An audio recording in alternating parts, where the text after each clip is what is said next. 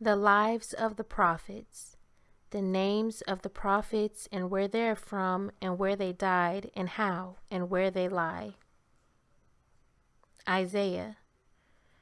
Isaiah from Jerusalem died under Manasseh by being sawn in two and was buried underneath the oak of Rogel, near the place where the path crosses the aqueduct, whose water Hezekiah shut off by blocking its source. And the Most High worked the miracle of Salom for the prophet's sake, for being faint before he died, he prayed for water to drink, and immediately it was sent to him from it. Therefore it is called Salom, which means sent. And in the time of Hezekiah, before he made the cisterns and the pools in response to the prayer of Isaiah, a little water came out. For the nation was besieged by foreigners, and this happened in order that the city might not perish for lack of water. For the enemies were asking, "From where are they drinking?" And having the city under siege, they were encamped at Siloam. If then the Jews were coming, water would come out, but if foreigners approached, it would not. Wherefore to this day it comes out intermittently, in order that the mystery may be manifested. And since this happened through Isaiah, as a memorial of it, the nation also buried him nearby with care and in great honor, so that through his prayers, even after his death, they might enjoy the benefit of the water, for an oracle was also given to them concerning him. His tomb is near the tomb of the kings, west of the tomb of the priests, in the southern part of the city. For Solomon made the tombs in accordance with David's design, east of Zion, which has an entrance from Gibeon, 20 stadia distance from the city. And he made a secret construction with winding passages, and it is to this day unknown to most. There the king kept the gold from Ethiopia and the spices. And because Hezekiah showed the Gentiles the secret of David and Solomon, and defiled the bones of the place of his fathers, the Most High swore that his offspring should be enslaved to his enemies, and the Most High made him sterile from that day. Jeremiah. Jeremiah was from Anathoth, and he died in Tophnai of Egypt, having been stoned by his people. He was buried in the environs of Pharaoh's palace, because the Egyptians held him in high esteem, having been benefited through him. For he prayed, and the asps left them, and the monsters of the water, which the Egyptians called Nephoth, and the Greeks crocodiles. And those who are the Most High's faithful pray at that place to this very day, and taking the dust of the place they heal asp bites. And we have heard from the children of Antigonus and Ptolemy, old men, that Alexander the Macedonian, after standing at the prophet's grave and witnessing his mysteries, transferred his remains to Alexandria and placed them in a circle around the city with due honor. And the whole race of asps was kept from the land, and from the river likewise the crocodiles. And to the same end he introduced the snakes, which are called Argolai, which means snake fighters, which he brought from Argos of the Peloponnesus, whence they are also called Argolai, that is, fortunate ones from Argos, for everything fortunate they called Lai. This Jeremiah gave a sign to the priests of Egypt, that it was decreed that their idols would be shaken and collapse, through a Savior, a child born of a virgin, in a manger. Wherefore even to this day they revere a virgin giving birth, and placing an infant in a manger they worship. And when Ptolemy the king inquired about the cause, they said, "It is an ancestral mystery delivered to our fathers by a holy prophet, and we are to await," he says, "the consummation of his mystery." This prophet, before the capture of the temple, seized the ark of the law and the things in it, and made them to be swallowed up in a rock. And to those standing by he said, "The Most High has gone away from Zion into heaven, and will come again in power. And this will be for you a sign of his coming, when all the Gentiles worship a piece of wood." And he said, "This ark no one is going to bring out except Aaron, and none of the priests or prophets will any longer open the tablets in it except Moses, the Most High's chosen one. And in the resurrection, the ark will be the first to be resurrected, and will come out of the rock and be placed on Mount Sinai. And all the saints will be gathered to it there as they await the Most High and flee from the enemy who wishes to destroy them. In the rock with his finger he set as a seal the name of the Most High, and the impression was like a carving made with iron, and a cloud covered the name. And no one knows the place, nor is able to read the name, to this day and to the consummation. And the rock is in the wilderness, where the ark was at first, between the two mountains on which Moses and Aaron lie. And at night there is a cloud like fire, just like the ancient one, for the glory of the Most High will never cease from his law. And the Most High bestowed this favor upon Jeremiah, that he might himself perform the completion of his mystery, so that he might become a partner of Moses, and they are together to this day. Ezekiel. This man was from the land of Arira, of the priests, and he died in the land of the Chaldeans during the captivity, after having prophesied many things to those in Judea. The ruler of the people Israel killed him, there as he was being reproved by him concerning the worship of idols. And they buried him in the field of Maur, in the grave of Shem and Arphaxad, ancestors of Abraham. And the tomb is a double cave, for Abraham also made Sarah's tomb in Hebron like it. It is called double, because there is a twisting passage and an upper room which is hidden from the ground floor, and it is hung over the ground level in the cliff. This prophet gave a portent to the people, so that they should pay attention to the river Kibar. When it fell, they should set their hope in the Sith, which desolates to the end of the earth, and when it flooded, in the return to Jerusalem. For the saint also lived there, and many used to congregate to him. And once when there was a multitude with him, the Chaldeans were afraid that they would rebel, and came up against them to destroy them. And he made the water stop so that they might escape by getting to the other side. And those of the enemies who dared to pursue were drowned. Through prayer he furnished them of his own accord, with an abundant supply of fish. And for many who were at the point of dying, he entreated that life should come from the Most High. When the people was being destroyed by its enemies, he went to the enemy leaders, and terrified by the prodigies, they ceased. He used to say this to them, "Are we lost? Has our hope perished?" And in the wonder of the dead bones, he persuaded them that there is hope for Israel, and both here and in the coming age. While he was there, he used to show the people Israel what was happening in Jerusalem and in the temple. He was snatched up from there, and he went to Jerusalem to rebuke those who were faithless. Like Moses, this man saw the pattern of the temple, with its walls and broad outer wall, just as Daniel also said that it would be built. He pronounced judgment in Babylon on the tribe of Dan and that of Gad, because they were committing sacrilege against the Most High, by persecuting those who were keeping the law. And respecting them he worked this great wonder, that snakes would devour their infants and all their flocks. And he foretold that on their account the people would not return to its land, but would be in Media until the consummation of their error. And the one who killed him was one of them, for they opposed him all the days of his life. Daniel. This man was of the tribe of Judah, of the family of those prominent in the royal service. But while yet a child, he was taken from Judea to the land of the Chaldeans. He was born in Upper Beth-horon, and he was a chaste man, so that the Judeans thought that he was a eunuch. He mourned greatly over the city, and in fast he abstained from all desirable food. And he was a man gaunt in appearance, but beautiful in the favor of the Most High.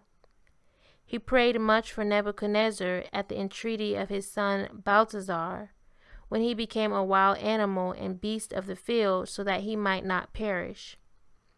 His foreparts with the head were like an ox, and the feet with the hind parts like a lion.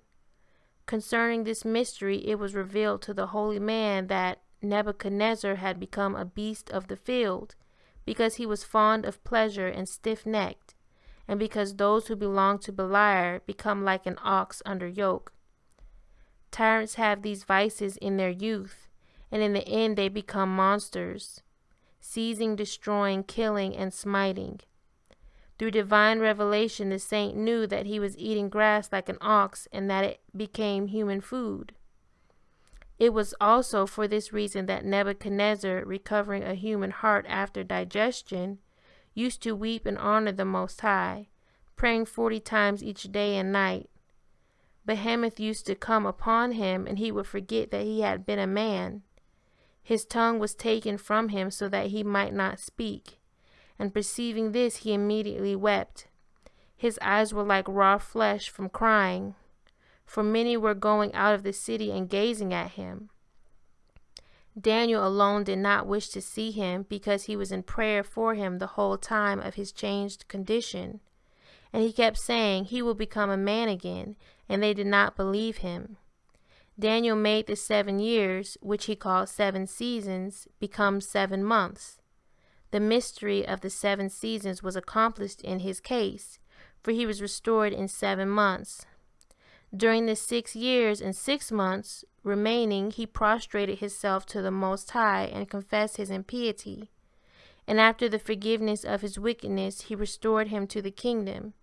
He neither ate bread or meat, nor drank wine as he made his confession, for Daniel had ordered him to appease the Most High with a diet of soaked pulse and greens. Nebuchadnezzar called him Balthazar, because he wanted to make him joint heir with his children. But the holy man said, "Far be it from me to leave the heritage of my fathers and cleave to the inheritance of the uncircumcised." And for other kings of the Persians he wrought many prodigies, which they did not write down. There he died and was buried by himself and with great honor in the royal grotto. And he gave a portent with respect to the mountains which are above Babylon. When the mountain on the north smokes, the end of Babylon is coming, and when it lies as in fire, the end of all the earth. And if the mountain in the south pours forth water, the people will return to its land. And if it pours forth blood, Beliar's slaughter will take place in all the earth. And the holy man fell asleep in peace.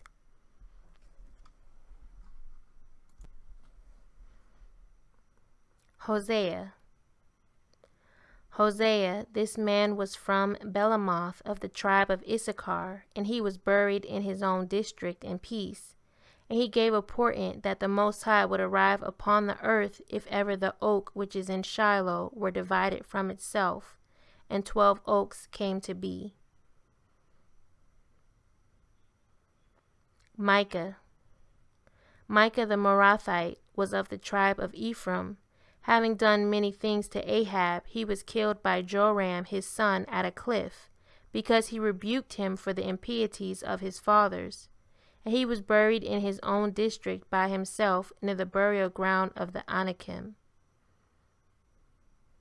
Amos. Amos was from Tekoa. And when Amaziah had tortured him sorely, at last his son also killed him with a club by striking him on the temple. And while he was still breathing, he went to his own district, and after some days he died and was buried there. Joel. Joel was from the territory of Reuben in the countryside of Bethamaron. He died in peace and was buried there. Obadiah. Obadiah was from the district of Shechem on the countryside of Bethakaram.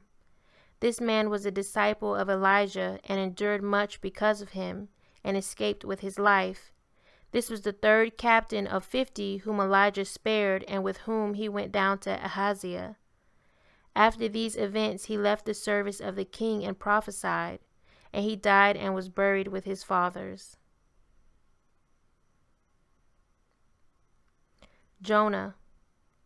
Jonah was from the district of Kiriathmos, near the Greek city of Azotus by the sea, And when he had been cast forth by the sea monster, and had gone away to Nineveh, and had returned, he did not remain in his district, but taking his mother along, he sojourned in Soar, a territory inhabited by foreign nations.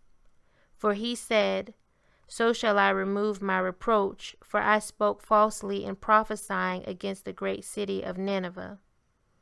At that time Elijah was rebuking the house of Ahab, and when he had invoked famine upon the land, he fled. And he went and found the widow with her son, for he could not stay with uncircumcised people. And he blessed her. And when her son died, the Most High raised him again from the dead through Elijah. For he wanted to show him that it is not possible to run away from the Most High. And after the famine he arose and went into the land of Judah. And when his mother died along the way, he buried her near Deborah's oak. And after sojourning in the land of Sarar, he died and was buried in the cave of Kenaz, who became judge of one tribe in the days of the anarchy. And he gave a portent concerning Jerusalem and the whole land, that whenever they should see a stone crying out piteously, the end was at hand. And whenever they should see all the Gentiles in Jerusalem, the entire city would be razed to the ground. Nahum. Nahum was from Elkesi, on the other side of Isbegarbarin, of the tribe of Simeon. After Jonah, this man gave to Nineveh a portent, that it would be destroyed by fresh water and an underground fire, which also happened. For the lake which surrounds it inundated it during an earthquake, and fire coming from the wilderness burned its higher section. He died in peace and was buried in his own district. Habakkuk. Habakkuk was of the tribe of Simeon, from the countryside of Beth-zuchar. Before the captivity he had a vision concerning the conquest of Jerusalem, and he mourned greatly. And when Nebuchadnezzar entered Jerusalem, he fled to Ostrakhan, and later sojourned in the land of Ishmael.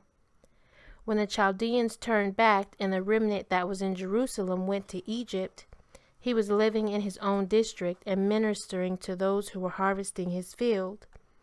When he took the food, he prophesied to his own family, saying, I'm going to a far country, and I will come quickly.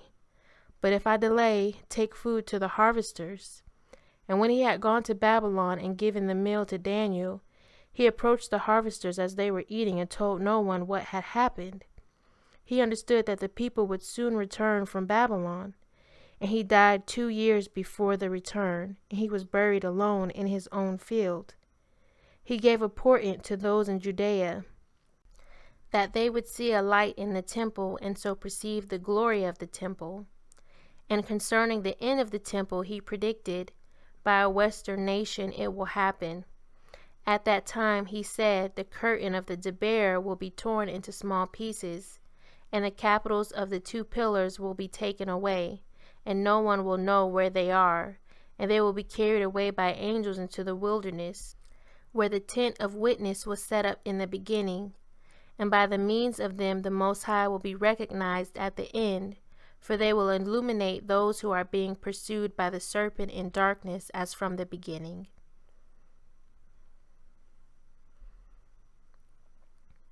Zephaniah. Zephaniah was of the tribe of Simeon in the countryside of Sabaratha. He prophesied concerning the city and about the end of the Gentiles and the shaming of the impious, and he died and was buried in his field. Haggai. Haggai, who was also the messenger, came from Babylon to Jerusalem, probably as a youth, and he openly prophesied concerning the return of the people, and witnessed in part the building of the temple. And when he died, he was buried near the tomb of the priests in great honor, as were they. Zechariah. Zechariah came from Chaldea when he was already well advanced in years, and there he prophesied many things to the people and gave portents as proof. This man told Josadak that he would beget a son and that he would serve as priest in Jerusalem. He also pronounced a blessing upon Shealtiel at the birth of his son, and named him Zerubbabel. And concerning Cyrus he gave a portent of his victory, and prophesied regarding the service which he was to perform for Jerusalem, and he blessed him greatly. His prophesying in Jerusalem was based on his vision about the end of the Gentiles, Israel, the temple, the laziness of prophets and priests, and he set forth the twofold judgment. And he died when he had attained a great age, and when he expired, he was buried near Haggai.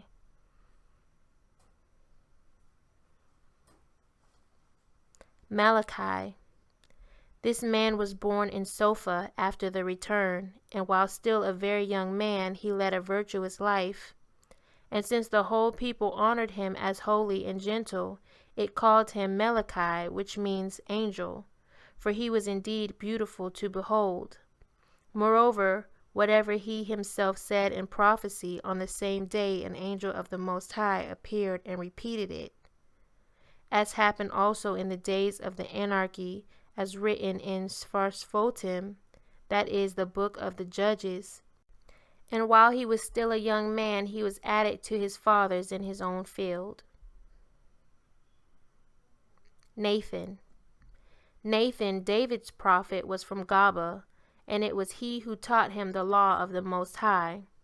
And he saw that David would transgress in the Bathsheba affair. And while he was hastening to go to tell him, Beliar hindered him. For by the road he found a dead man who had been murdered, lying naked. And he remained there, and that night he knew that David had committed the sin. And he returned weeping. And when David killed her husband, the Most High sent him to rebuke him. And when he had grown very old, he died and was buried in his own district.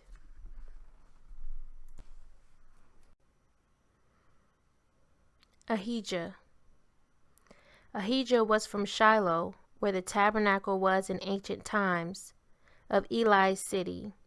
This man said concerning Solomon that he would give offense to the Most High, and he rebuked Jeroboam, because he was going to walk deceitfully with the Most High. He saw a yoke of oxen trampling the people and running against the priests. He also foretold to Solomon that his wives would change him and all his posterity, and he died and was buried near the oak of Shiloh. Joad. Joad was from Samarium. This is the one whom the lion attacked, and he died, when he rebuked Jeroboam over the calves, and he was buried in Bethel near the false prophet who deceived him. Azariah. Azariah was from the district of Sabbatha. It was he who turned from Israel the captivity of Judah, and he died and was buried in his own field. Elijah. Elijah, a Thesbite from the land of the Arabs of Aaron's tribe, was living in Gilead, for Thesbe was given to the priests. When he was to be born, his father Sobaka saw the men of shining white appearance were greeting him and wrapping him in fire, and they gave him flames of fire to eat. And he went and reported this in Jerusalem, and the oracle told him, "Do not be afraid, for his dwelling will be light, and his word judgment, and he will judge Israel." The signs which he did are these. Elijah prayed, and it did not rain for 3 years.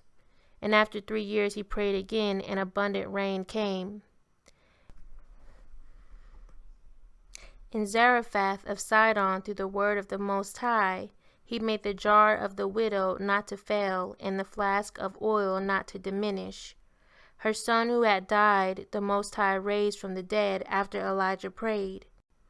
When the question was posed by him and the prophets of Baal concerning who is the true and real God, he proposed that a sacrifice be offered both by him and by them, and that fire not be placed under it, but that each should pray, and the one answering him would be God. Accordingly the prophets of Baal prayed and cut themselves until the 9th hour, and no one answered them. And Elijah, when he had filled the place where the sacrifice was with much water, also prayed. And immediately fire came down and consumed the sacrifice, and the water was gone. And all blessed the Most High, and killed the 450 prophets of Baal. When King Ahaziah sent to obtain an oracle from idols, Elijah prophesied death, and he died. When 2 captains of 50 were sent to him from Ahaziah the king of Israel, he invoked the Most High, and fire came down from heaven, and the fire consumed them at the Most High's command. Ravens brought him bread in the morning and meat in the afternoon. With a sheepskin he struck the Jordan, and it was divided, and they crossed over with dry feet, both he and Elisha. Finally he was taken up in a chariot of fire. Elisha was from Abel-Meholah in the land of Reuben, and a marvel occurred concerning this man. For when he was born in Gilgal, the golden calf bellowed shrilly, so that it was heard in Jerusalem. And the priest declared through the Urim that a prophet had been born to Israel, who would destroy their carved images and molten idols. And when he died, he was buried in Samaria. The signs which he did are these. He too struck the Jordan with Elijah's sheepskin, and the water was divided, and he too passed over with dry feet. The water in Jericho was foul and sterile, and hearing this from the city's residents, he invoked the Most High, and he said, I am healing this water, and no longer will death and sterility issue from it, and the water has remained healed to this day. When children treated him disrespectfully, he cursed them, and 2 bears came out and tore to pieces 42 of them. The wife of a prophet who had died was being pestered by creditors, and was unable to pay. She came to Elisha, and he commanded her to gather new vessels, as many as she could, and to pour the jar containing very little oil into them until the vessels were full. And she did this and filled the vessels and repaid her creditors, and she had the surplus for the sustenance of her children. He went to Shunem and stayed with a certain woman. She was not able to bear a child, but earnestly desired to have one. He prayed and made her able to conceive and give birth. Then when the child died, he prayed again and raised it from the dead. He went to Gilgal and was brought before the sons of the prophets. And when the food was boiled, and a deadly herb was boiled with the food, and they were all on the brink of danger, he made the food harmless and sweet. When the sons of the prophets were felling trees by the Jordan, the axe head fell off and sank, and Elisha, praying, made the axe head float to the surface. Through him Naaman the Syrian was cleansed of leprosy.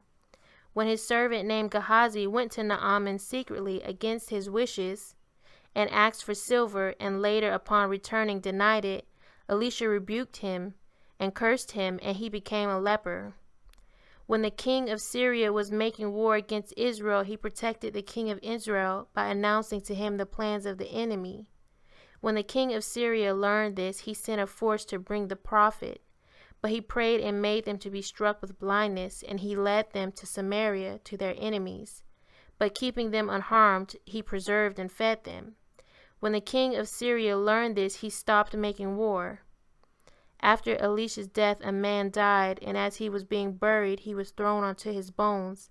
And just as he touched Elisha's bones, the dead man revived immediately.